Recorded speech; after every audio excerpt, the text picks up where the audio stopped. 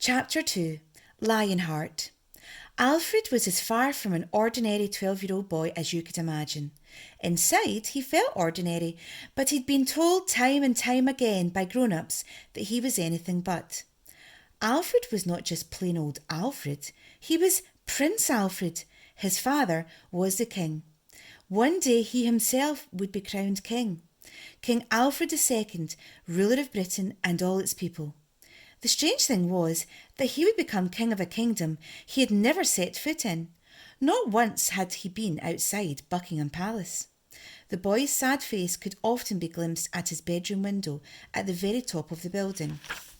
Just above the window, a flag flew on the roof of the palace. For hundreds of years, it had been the Union Jack, the red, white and blue flag of the United Kingdom. Now a very different flag flew, one that the Lord Protector himself had instigated. It was a black flag with a golden griffin at its centre. This was the symbol of the new order of things. Britain now had no government, so no prime minister or politicians representing the people. It also had no police force. Instead, the king's personal army, the Royal Guards, enforced the rule of law. Buckingham Palace had been home to the British royal family for centuries, since the time of George III. From his history books, Alfred had learned it had become a royal residence way back in 1761. The palace used to be a sanctuary. Now it was a fortress. Members of the Royal Guard were stationed all along the perimeter wall. The soldiers were instantly recognisable by their long flowing red robes, hoods and horrifying gold skull masks. On their arms they wore black bands with the golden griffin at the centre, just like on the flag. Despite looking almost medieval, the Royal Guards were armed with laser guns. Just one zap was enough to blast someone into oblivion. These soldiers guarded those who lived inside Buckingham Palace. The palace had seen better days. The carpets were worn and the wallpaper was peeling off the walls, but it was still a special place. The prince's bedroom was furnished only with antiques. He slept on a 4-poster bed in silk pyjamas, though the bed creaked and the pyjamas had holes in them. The palace kitchen was stocked with every dish imaginable, as long as it came out of a tin. There were food stocks to last 100 years or more. Alfred was safe inside the palace, or so he thought. The boy pressed his face closer to the window as the domed roof of St. Paul's Cathedral caved in. Despite the horror, Alfred couldn't look away. Then, in an instant, he became distracted. There was a commotion in the corridor. He could hear a struggle and shouts just beyond his bedroom door. "Take your filthy hands off me! How dare you! I am your queen!" It was his mother's voice. As soon as he could, which wasn't very fast, Alfred limped across his bedroom and opened the door. The queen was being held roughly by 2 members of the Royal Guard. They were meant to protect the royal family, so why were they dragging her along as if she were a criminal? These were strange times, but this was the strangest time of all. "Mama!" cried Alfred after her. The queen was wearing her long lace nightdress and one slipper. Even though she was being manhandled, she was trying to maintain some sense of dignity. This was a lady who prided herself on never having a hair out of place. Alfred had not seen his mother without her hair perfectly lacquered in a do and her face painted with makeup.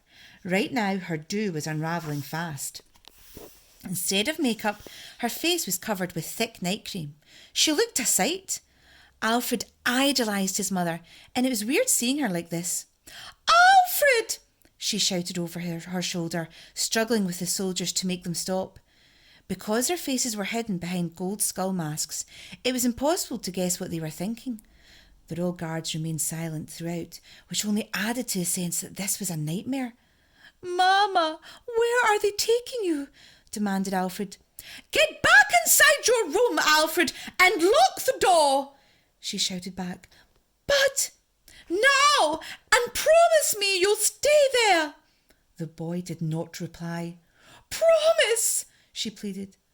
"I promise," he mumbled. Shocked at what he'd just witnessed, Alfred retreated and slammed his bedroom door shut. He stood dead still, unable to move. It was as if he were underwater. That too made it feel like being in a nightmare. But this was no nightmare. This was really happening. As if to prove that, tears welled in the boy's eyes, then streamed down his face. His mother, who he loved more than anyone, was being dragged away in the night, and he was helpless to stop it. Alfred looked around his bedroom. There were silver-framed photographs of her everywhere. Here she was reading him a bedtime story. There she was pushing him on a rocking horse. Here she was helping him draw a picture. There she was playing with his train set, painting his face like a lion, helping him blow out all the candles on a birthday cake, giving him a teddy bear. In each picture, the young boy was basking in the glow of her love. In one of the photographs, Alfred was dressed up in a suit of armour as Richard the Lionheart. Richard I was a heroic king from the 12th century who led crusades in far-off lands. Alfred picked up the picture and studied it. Lionheart. That was his mother's pet name for him. Tears welled in the boy's eyes. He always felt unworthy of that name. He felt nothing like a hero. Having been ill all his life, Alfred was used to being an object of pity. Sometimes he even pitied himself. Tears ran down his cheeks.